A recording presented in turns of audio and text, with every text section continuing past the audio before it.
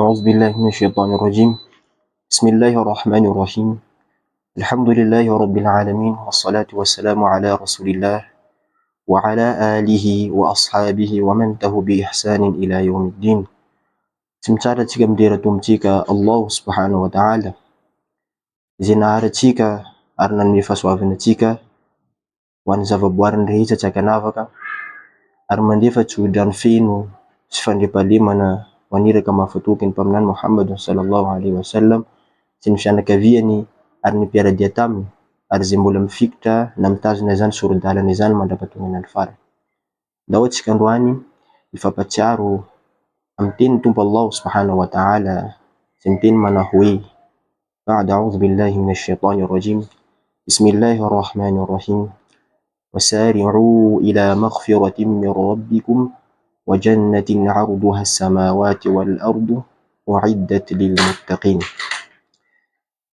Allah subhanahu wa ta'ala miteny amintsika fa hoe maikay ianareo amin'ny fanaovana soa makany amin'ny famindram-pon'ny Tompo Allah subhanahu wa ta'ala, ary zay indrindra no resaresantsika androany.